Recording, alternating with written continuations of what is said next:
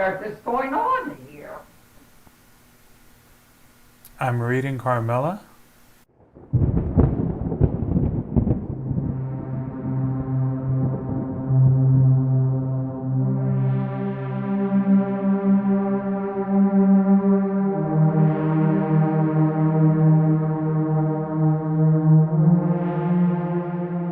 In Chapter 5 of Carmilla, a picture cleaner arrives from Graz.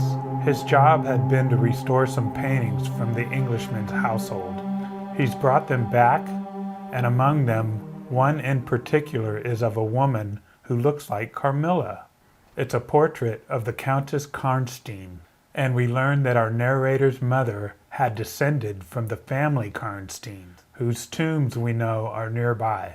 The two young ladies go for a walk, and Carmilla engages in more of her rapturous talk, which continues to be perplexing. And then for a moment, Carmilla seems ill, but then she manages to recover without undue alarm.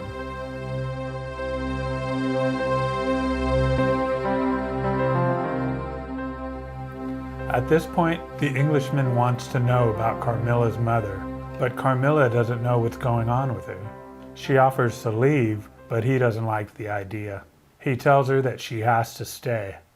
In Carmilla's room, Carmilla tells our narrator about a ball that she remembers, and how afterwards she had been bitten in the chest. That evening, after the two have split up, our narrator has a terrible dream in which a black panther circles the base of her bed. She wakes to find that someone seems to be in her room, only to discover that her door is locked from the inside.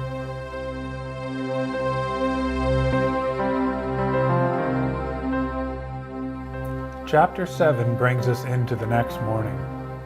Mademoiselle Le Fontaine is amused when she learns about the dream, but Madame Perrodon, not so much. One of their fellow servants has seen a strange woman walking down the lime tree way, and the rumor is that it's haunted. Carmilla enters to tell everyone that she has a dream nearly identical to that of our narrator. She claims that the amulets that they bought actually work, helping her to alleviate the trouble of the dream. A little time passes, and our narrator confesses inwardly that she is not feeling very well at all. But strangely, it's an illness of which the symptoms are sometimes pleasant to experience. Nearly a month later, she dreams of Carmilla drenched in blood, and believing it to be some kind of a premonition, they break into Carmilla's room only to find that Carmilla is nowhere to be found.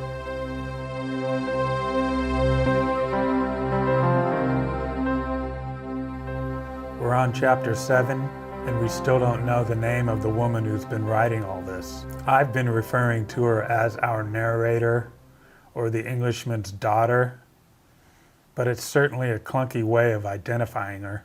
It calls to mind the first time I read Persuasion by Jane Austen, and how she named her characters during the first few paragraphs, but it's fair to say that Carmilla is an entirely different kind of writing.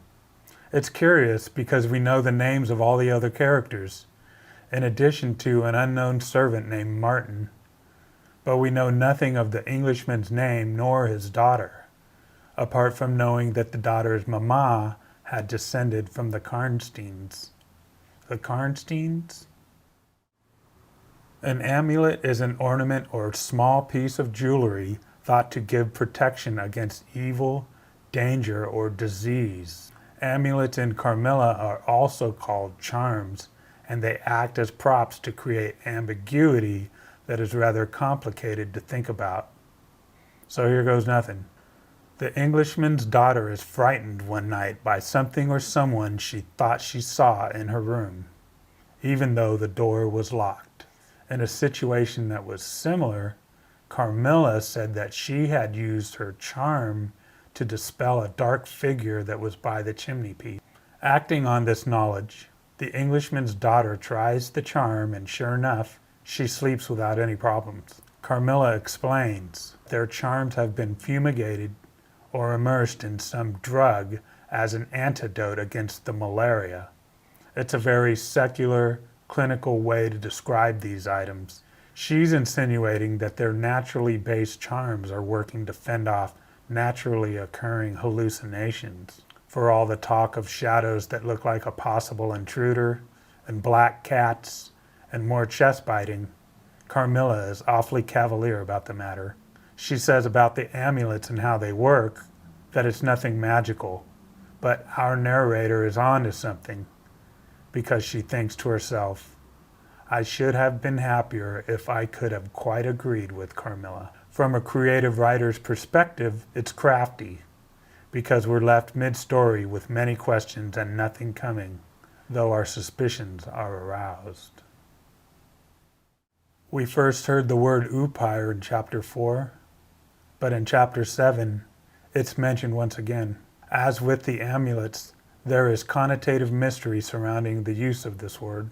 The traveling entertainer said that the umpire was going through the woods like a wolf. So this is a simile, which means he could be describing something that is ravenous, moving quickly, and looking to eat. But we don't know if he's referring to a monster with the traits of a wolf, or something more like a disease. Whatever it is, he's tied it to the deaths of the two young women that everybody knows about.